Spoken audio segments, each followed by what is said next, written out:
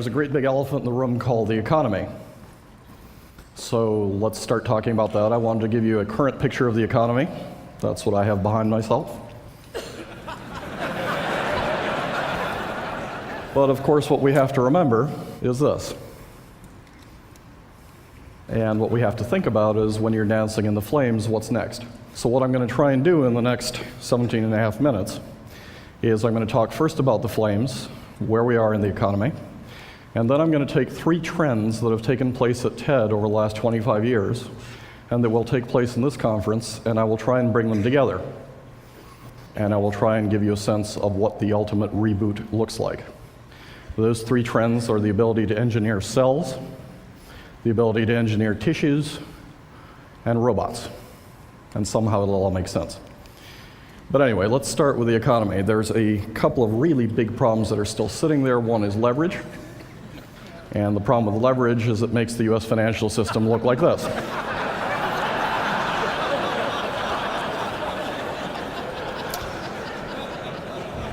So a normal commercial bank has 9 to 10 times leverage. That means for every dollar you deposit, it loans out about 9 or 10.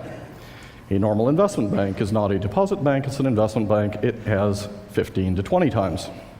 It turns out that B of A in September had 32 times, and your friendly Citibank had 47 times. Oops. That means every bad loan goes bad 47 times over. And that, of course, is the reason why all of you are making such generous and wonderful donations to these nice folks. And as you think about that, you got to wonder, so what do banks have in store for you now?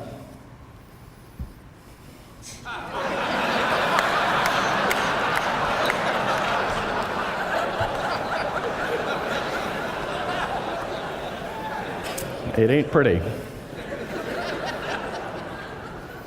Well, the government, meanwhile, has been acting like Santa Claus. We all love Santa Claus, right? But the problem with Santa Claus is when you look at the mandatory spending of what these folks have been doing and promising folks, it turned out that in 1967, about 38% was mandatory spending on what we call entitlements. And then by 2007, it was 68%. And we weren't supposed to run into 100% until about 2030. Except we've been so busy giving away $1 trillion here, $1 trillion there, that we've brought that date of reckoning forward to about 2017. And we thought we were going to be able to lay these debts off on our kids, but guess what? We're going to start to pay them. And the problem with this stuff is now that the bills come due, it turns out Santa isn't quite as cute when it's summertime, right?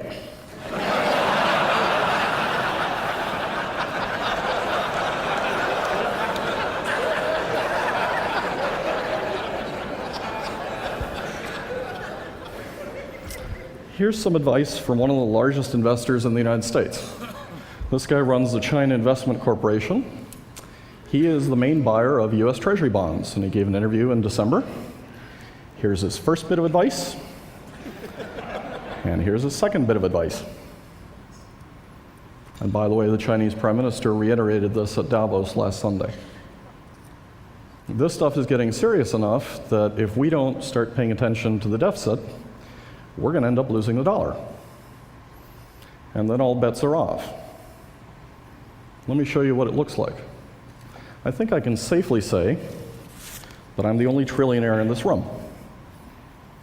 This is an actual bill, and it's $10 trillion. And the only problem with this bill is it's not really worth very much.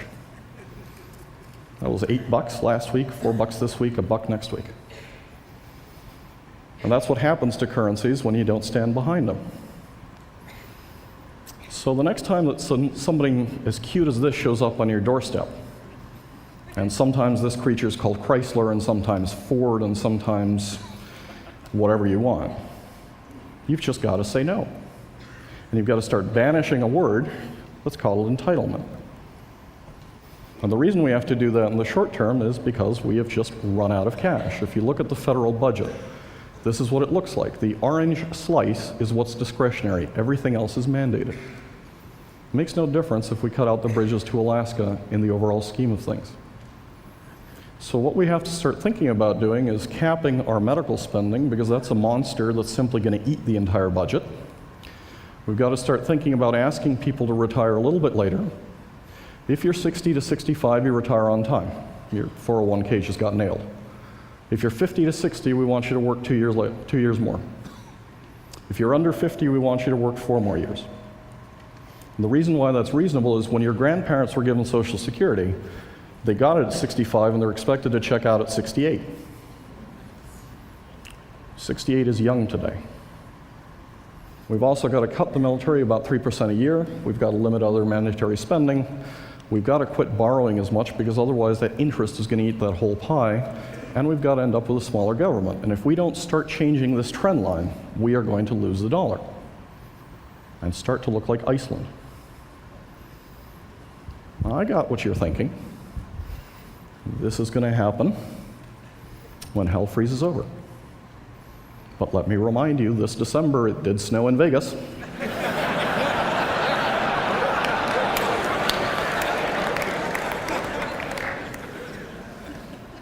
Here's what happens if you don't address this stuff. So Japan had a fiscal and real estate crisis back in the late 80s.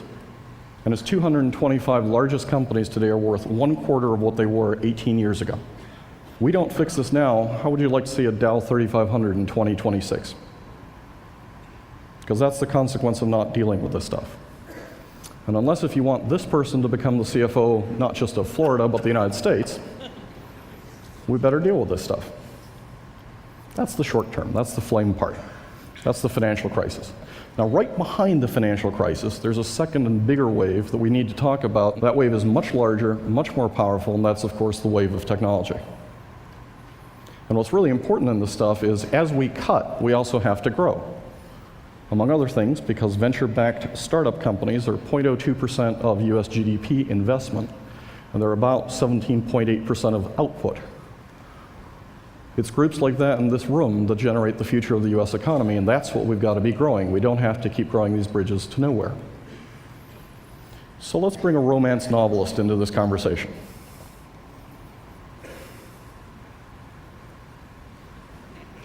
And that's where these 3 trends come together. That's where the ability to engineer microbes, the ability to engineer tissues, and the ability to engineer robots begin to lead to a reboot. And let me recap some of the stuff you've seen. Craig Venter showed up here last year and showed you the first fully programmable cell that acts like hardware, where you can insert DNA and have it boot up as a different species. In parallel, the folks at MIT have been building a standard registry of biological parts. So think of it as a Radio Shack for biology. You can go out and get your proteins or your RNA or your DNA or whatever and start building stuff. In 2006, they brought together high school students and college students and started to build these little odd creatures. They just happened to be alive instead of circuit boards. Here's one of the first things they built. So cells have this cycle. First they don't grow, then they grow exponentially, and then they stop growing. Graduate students wanted to find a way of telling which stage they were in. So they engineered these cells so that when they're growing in the exponential phase, they would smell like wintergreen. And when they stopped growing, they would smell like bananas. And you could tell very easily when your experiment was working and wasn't, where it was in the phase. This got a little bit more complicated 2 years later. 21 countries came together, dozens of teams. They started competing. The team from Rice University started to engineer the substance in red wine that makes red wine good for you into beer.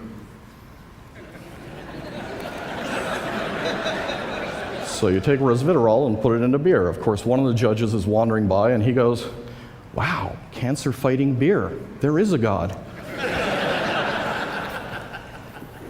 The team from Taiwan was a little bit more ambitious. They tried to engineer bacteria in such a way that they would act as your kidneys. 4 years ago, I showed you this picture. And people oohed and awed because Cliff Tabin had been able to grow an extra wing on a chicken. And that was very cool stuff back then. But now moving from bacterial engineering to tissue engineering, let me show you what's happened in that period of time.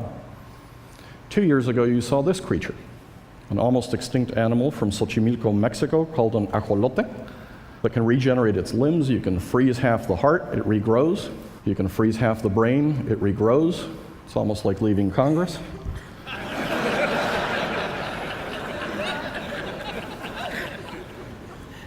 But now you don't have to have the animal itself to regenerate, because you can build cloned mice molars in petri dishes. And of course, if you can build mice molars in petri dishes, you can grow human molars in petri dishes. This should not surprise you, right? I mean, you're born with no teeth. You give away all your teeth to the tooth fairy. You regrow a set of teeth. But then if you lose one of those second set of teeth, they don't regrow unless if you're a lawyer.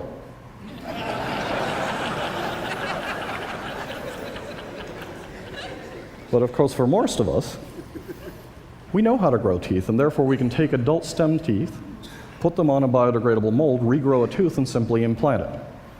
And we can do it with other things. So a Spanish woman who was dying of TB had a donor trachea. They took all the cells off the trachea. They spray painted her stem cells onto that cartilage. She regrew her own trachea, and 72 hours later it was implanted. She's now running around with her kids.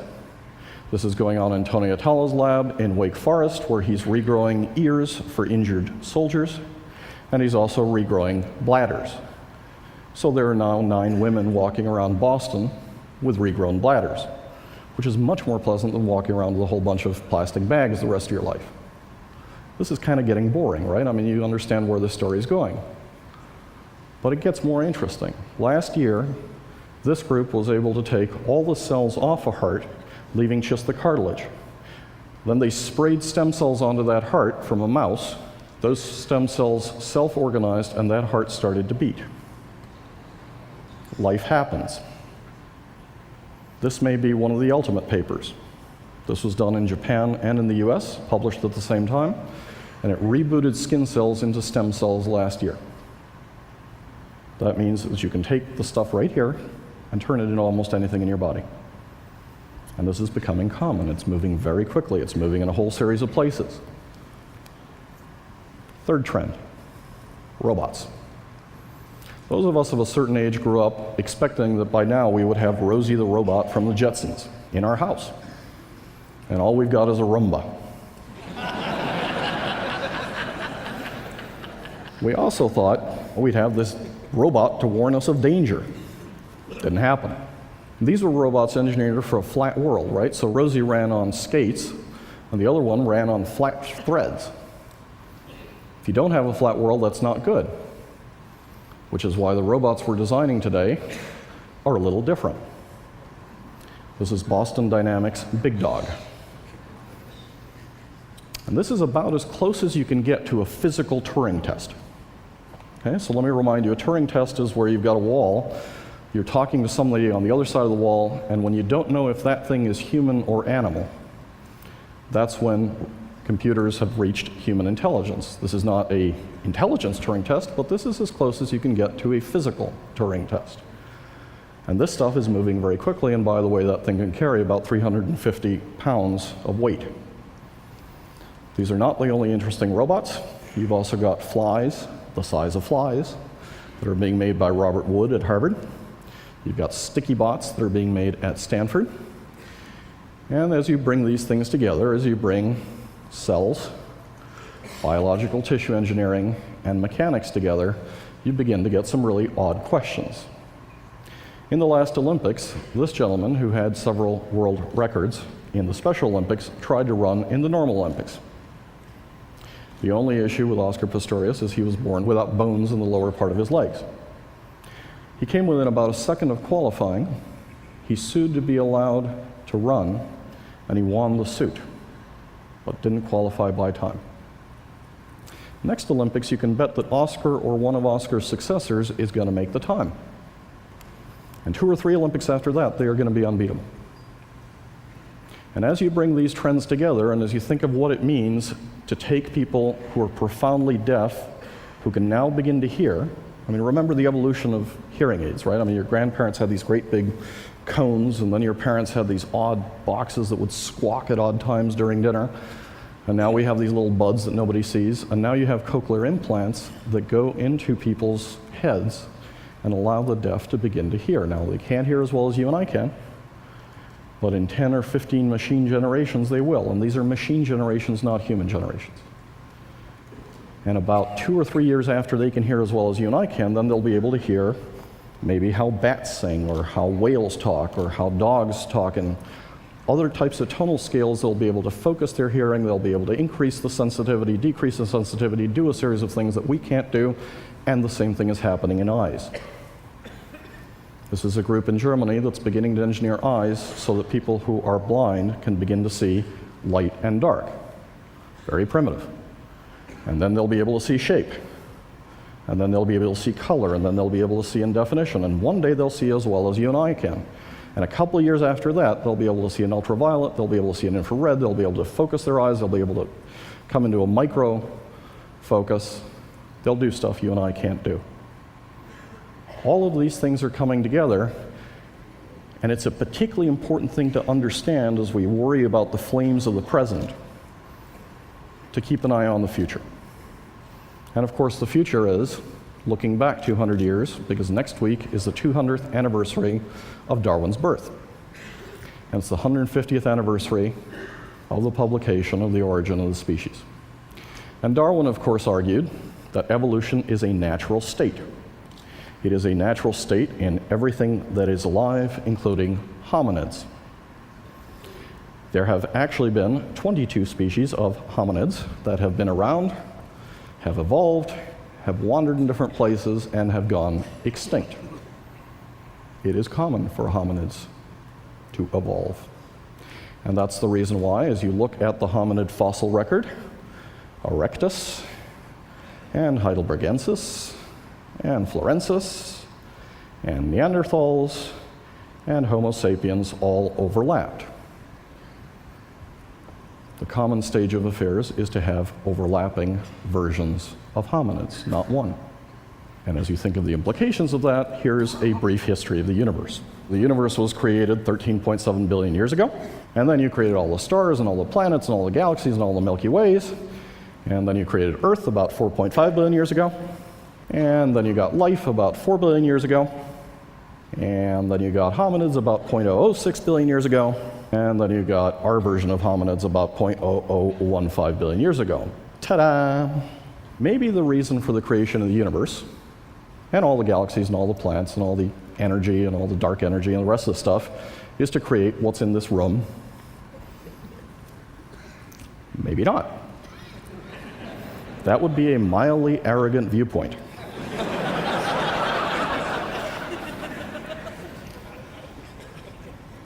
So if that's not the purpose of the universe, then what's next?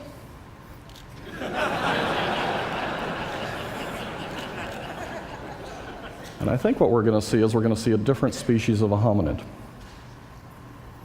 I think we're going to move from a Homo sapiens into a Homo evolutus. And I think this isn't 1,000 years out. I think most of us are going to glance at it, and our grandchildren are going to begin to live it. And a Homo evolutus brings together these three trends into a hominid that takes direct and deliberate control over the evolution of his species, her species, and other species. And that, of course, would be the ultimate reboot. Thank you very much.